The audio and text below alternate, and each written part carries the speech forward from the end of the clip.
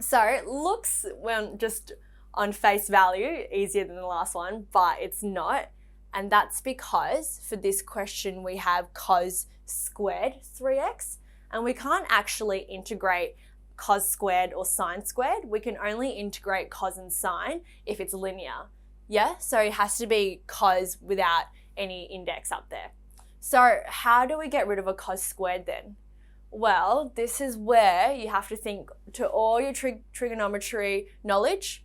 And can you guys think of any way we can get rid of cos squared? What we need to do is the double angle formula. So remember here, we have cos 2a equals to 2 cos squared a minus 1, yeah? So that means I can use this to find out what cos squared a equals to. So I'm just going to rearrange that. So you get 2 cos squared a equals to, move that over, 1 plus cos 2a, right? And then I divide everything by 2.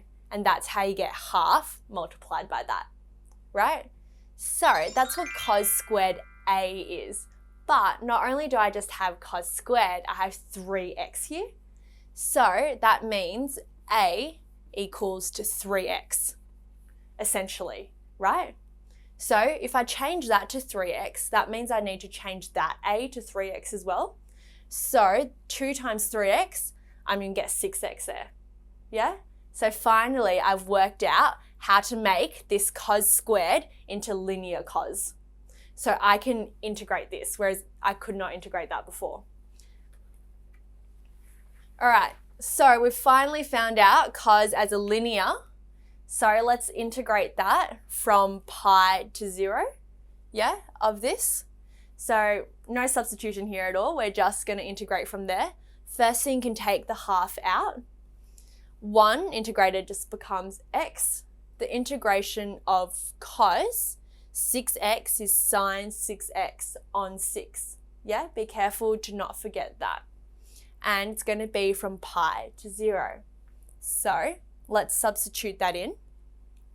Pi plus 1 on 6 times sine 6 pi. And when you substitute 0 into here, as well as sine 0 is 0, essentially just all becomes 0. Now, sine 6 pi, yeah, I want you to think about this. So sine with 2 pi, so essentially sine of 360 degrees or 0 is always going to be 0.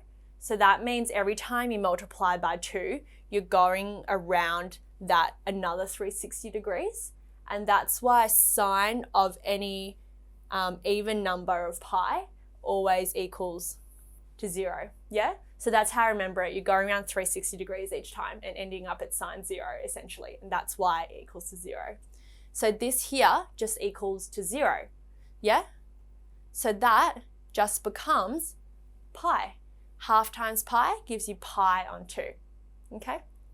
And that's it.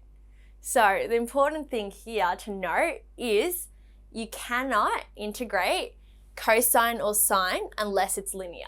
So as soon as you see to the power of 2 or to the power of 3, you have to think to yourself, how am I going to get rid of that?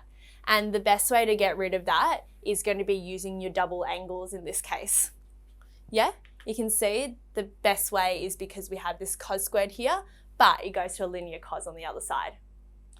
And the other thing to know is with sine, if it's going to be an even number pi, it always equals to 0. All right, good. So that was question 11.